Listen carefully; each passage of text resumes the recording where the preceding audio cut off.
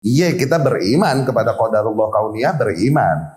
Tapi berpegang teguhnya mah berundang-undang, kita berhukum dengan qadarullah syar'i, yakni hukum syariat. Ya. Syuf ikhwah, betapa besarnya rahmat Allah Subhanahu wa taala, bahkan Allah mengampuni dosa-dosa hambanya. Ini bagi hak Allah ya, bagi hak Allah. Tetap bagi hak hamba mah wajib dia untuk beristighfar dan bertaubat. Tapi Allah mau mengampuni dosa-dosa hambanya. Kalaupun dia tidak beristighfar dan bertaubat, Allah mau ampunin, Allah ampunin. Saking tumpah-tumpahnya rahmat Allah Subhanahu wa taala, menggambarkan betapa luas rahmatnya sebagaimana yang digambarkan Rasul sallallahu alaihi wasallam. Allah menjadikan rahmat 100 bagian dan satu bagian ini Allah turunkan di muka bumi, yataraham bainahal khalaik, yang para makhluk berbagi yang dari 1% itu doang. 99 Allah keep untuk merahmati hamba-hambanya. Allahu Akbar. Ini diantara hikmah, diantara poin yang disampaikan Syekhul Islam rahimahullah Ibnu Taimiyah ketika mentafsirkan firman Allah Subhanahu wa taala. Innallaha la yaghfiru an yushraka bihi wa yaghfiru ma duna dzalika liman yasha. Sesungguhnya Allah Subhanahu wa taala tidak mengampuni ketika dia disyirikkan. Dan mengampuni dosa-dosa selain itu yang di bawah kesyirikan bagi siapapun yang dikehendaki. Ya. Beberapa poin yang diambil dari ayat yang singkat ini, beberapa poin yang diambil adalah yang pertama, dosa kesyirikan adalah dosa yang paling tinggi. Yang dimana dosa-dosa lain duna dzalik, di bawah itu. Dosa terbesar. Ya. Poin kedua yang difahami dari ayat tersebut adalah bahkan kesyirikan pun Allah ampuni, bukan tidak Allah ampuni. Yang dimaksud di ayat itu Allah tidak ampuni adalah apabila seorang hamba mati di atas kesyirikan dan tidak bertaubat darinya. Itu Allah nggak ampuni.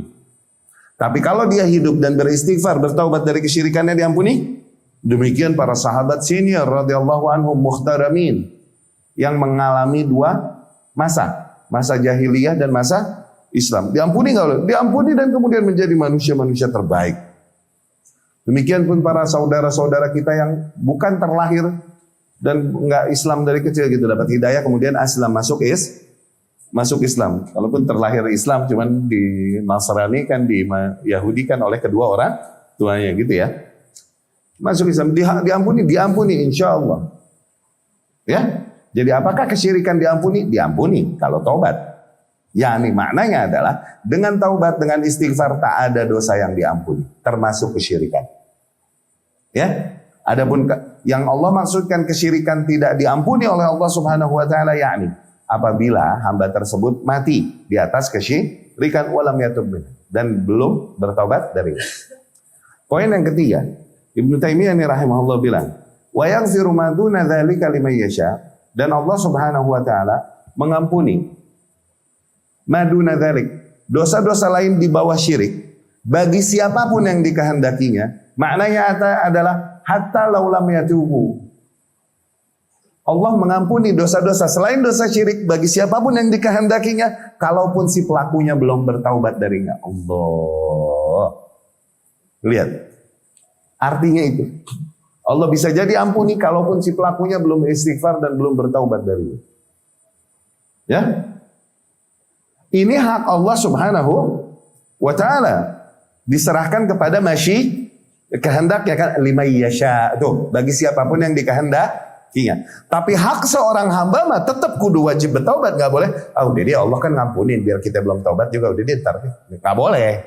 Hak hamba mah tetap wajib taubat, awas, ya, paham ya? Karena apa? Karena istighfar dan taubat adalah qadar syar'i. Qadar syar'i. Adapun Allah mengampuni bagi siapapun yang dikehendakinya, kalaupun enggak bertaubat, itu qadar kauni kumaha Allah. Wa eta mah gimana Allah aja, diserahkan kepada kehendaknya tadi. Baghiyah, pelacur yang ngasih minum anjing. Ada cerita dia istighfar taubat enggak?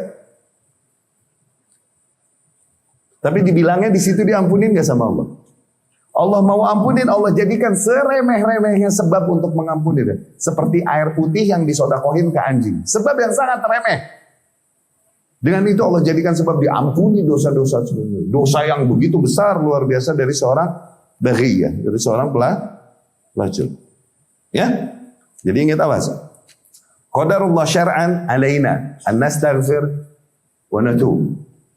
Takdir Allah yakni hukum syar'i. Hukum syar'i agar kita wajib atas kita untuk senantiasa beristighfar dan bertaubat.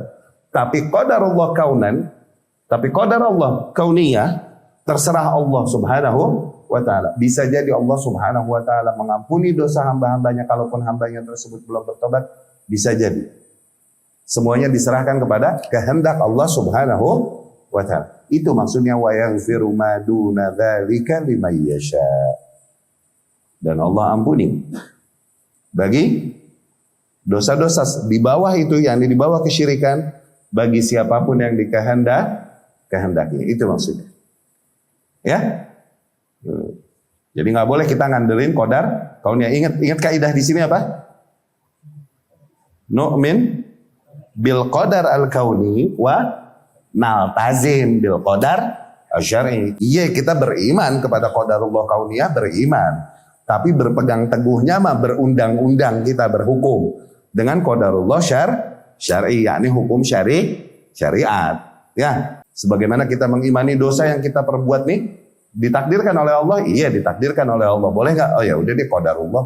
Boleh nggak? Nggak boleh. Kita nggak boleh berhukum kepada qadar kauni, nggak boleh. Kalaupun benar ditakdirkan oleh Allah nggak? Ente maling jauh, iya nih qadarullah. Ajib amat lu. Nggak boleh. Hukum syar'i, kalau habis dosa ngapain? Maka jangan qadarullah, tapi astagfirullah. Tuh, hukum syar'i. Ya.